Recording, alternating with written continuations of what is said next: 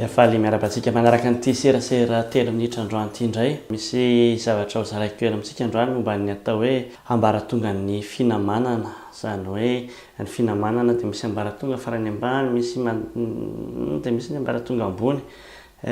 Zany fa amin'ny Facebook zany matetika miteny hoe misy fiasorana tsy ho namana, misy avela ho namana. Misy karazan-drolo zany ny olona.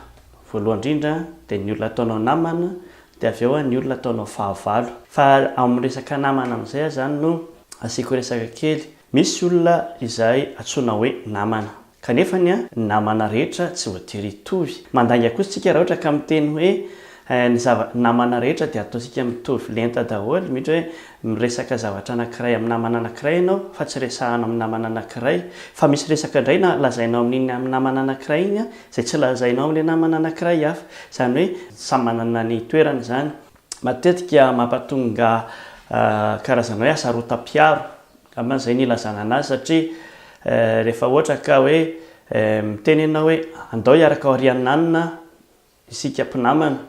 Dia raha misy tafiditra ao anatin'izay hoe namana izay dia tonga dia mieritreritra hoe izay zany tsy namana. Namana ianao fa tsy miaraka any fotsiny, tsy amin'iny groupe iny fotsiny.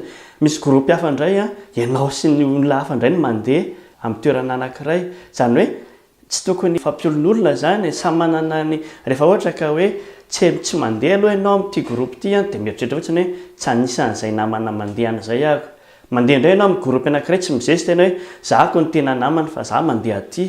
Non, misy groupena namana fotsiny dia rehefa tafiditra ao anatin'iny ianao dia ao anatin'ny groupena namana iny zany ianao fa tsy misy tombo sy ala hoe ny sasany namana kokoa na hoe ny sasany tsy namana kokoa. Anotran'izany misy zavatra teneniko amina namana vitsivitsy, tsy midiko zany hoe izay namana tsy tenenako anazy dia tsy namako, fa misy antony matoa tsy teneniko amin'ny namana vitsivitsy, misy antony matoa tsy teneniko amin'ny namana-dretsy. Misy iray zavatra hafa indray teneniko amin'ny namana-dretsy indray fa tsy teneniko amin'reto namana reto dia ohatran'izay foana ilay izy.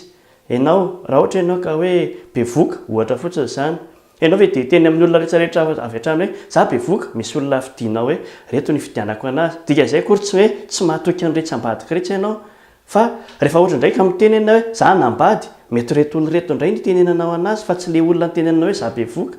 Satria ilay olona tenenanao hoe za bevoka ohatra mety hoe efa niteraka izy mety hoe manana expérience bebe kokoa momba an'izay mahabevoka anao izay dia izay ny resahanao anazy.